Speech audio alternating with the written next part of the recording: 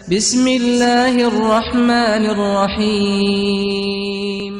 ایک family mobile number پر wrong number سے کال آئی۔ گھر میں ایک عورت نے موبائل کو ریسیو کیا تو آگے سے غیر انجانی آواز سن کر عورت نے کہا سوری رانگ نمبر ہے اور فون بند کر لیا۔ لڑکے نے جب ہیلو کی آواز سن لی تو وہ سمجھ گیا کہ یہ کسی لڑکی کا نمبر ہے اور اس رانگ نمبر کو ملانے والا لڑکا مسلسل کنٹینیو کال کرتا رہا، لیکن وہ عورت فون نہ اٹھاتی۔ پھر وہ میسج کرتا کہ جانو بات کرو، موبائل کیوں نہیں ریسیو کرتی، اور اس کے بعد عورت کی ساس بڑی مکار اور لڑائی جھگڑے والی تھی۔ اس واقعے کے ایک دن بعد موبائل پر رنگ ٹون بجی تو ساس نے موبائل ریسیو کیا۔ آگے سے لڑکے کی آواز سن کر ساس خاموش ہو گئی۔ لڑکا بار بار کہتا رہا کہ جانو مجھ سے بات کیوں نہیں کرتی، میری بات تو سنو پلیز، تمہاری آواز نے مجھے پاگل کر دیا ہے۔ ساس نے خاموشی سے سن کر موبائل بند کر لیا۔ اب جب رات کو عورت کا شوہر گھر آیا تو ساس نے علیحدہ بلا کر اپنی بہو پر بدچلنی اور ایک غیر لڑکے سے یارانی کا الزام لگایا۔ شوہر نے اسی وقت جاہلیت کا کردار ادا کر کے بیوی کی ایک بھی نہیں سنی اور بیوی کو رسی سے باندھ کر بے انتہا تشدد کا نشانہ بنا ڈالا۔ جب وہ بیوی کو نصیحت دینے کے بعد فارغ ہوا تو ساس نے موبائل ہاتھ میں تھما دیا اور کہا کہ یہ نمبر ہے ہماری بیوی کے یار جس سے وہ بات کرتی ہے۔ شوہر نے موبائل کالز چیک کی اور اس کے بعد میسج چیک کیے تو لڑکے کے تمام میسجز موجود تھے جس میں کہا گیا تھا جانو ایسی ہو، مجھ سے بات کیوں نہیں کرتی، تمہاری آواز نے مجھے پاگل کر دیا ہے۔ جاہل شوہر تمام میسج پڑھ کر اور بھی آگ ببولا ہو گیا، اور ادھر ساس نے بہو کے بھائی کو فون کر کے بتایا کہ تمہاری بہن کو ہم نے اپنے یار کے ساتھ موبائل پر بات کرتے ہوئے اور میسج کرتے ہوئے پکڑ لیا ہے، جس نے ہماری عزت کو خاک میں ملا دیا ہے۔ اسی وقت اس لڑکی کے بھائی اور ماں فوراً اپنی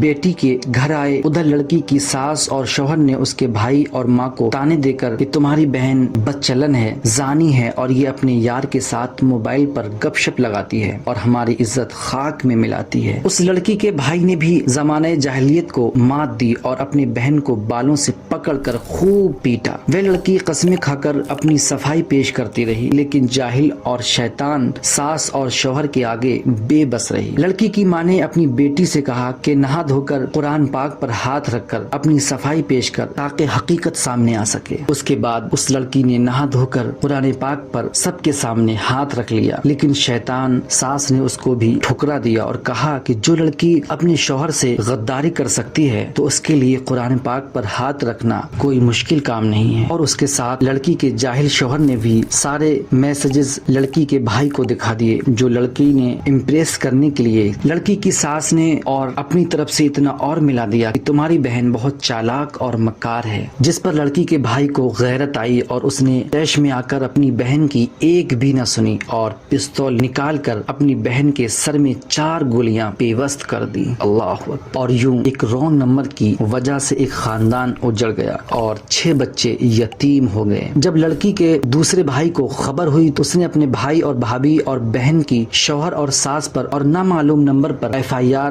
درج کروا دی۔ جب پولیس نے اس موبائل کے ڈیٹا کو چیک کیا، کال ہسٹری کو چیک کیا تو معلوم ہوا کہ لڑکی نے صرف ایک دفعہ رانگ نمبر کو ریسیو کیا تھا اور پھر وہ رانگ نمبر مسلسل میسج اور کالز کے ذریعے اس لڑکی کو پھنسانے کے چکر میں لگا رہا۔ موبائل فون کی ڈیٹا رپورٹ منظر عام پر آنے سے لڑکی کے جس بھائی نے بہن کو گولی ماری تھی اس نے اسی وقت جیل میں خودکشی کی اور رانگ نمبر ملانے والے لڑکے کو پولیس نے گرفتار کر کے جیل میں ڈال دیا۔ دوستو، یوں ایک رانگ نمبر نے 3 دنوں کے اندر ایک پاک دامن عورت کو اس کے 6 بچوں سے پوری زندگی کے لیے جدا کر دیا، اور 10 دنوں کے بعد لڑکی کے بھائی نے خودکشی کر کے ایک اور عورت کو بیوہ اور اس کے 4 بچوں کو یتیم کر دیا۔ یوں 13 دنوں کے اندر 10 بچے یتیم اور 2 خاندان تباہ و برباد ہو گئے۔ آپ ذرا سوچیں اور بتائیں آخر قصوروار کون ہے؟ ایسے کتنے سارے واقعے ہمارے سامنے آتے ہیں مگر ہم سبق لینے کی کوشش نہیں کرتے۔ فرسٹ آف آل ہمیں فیملی میں موبائل دینے کی ضرورت نہیں۔ اگر کسی کے پاس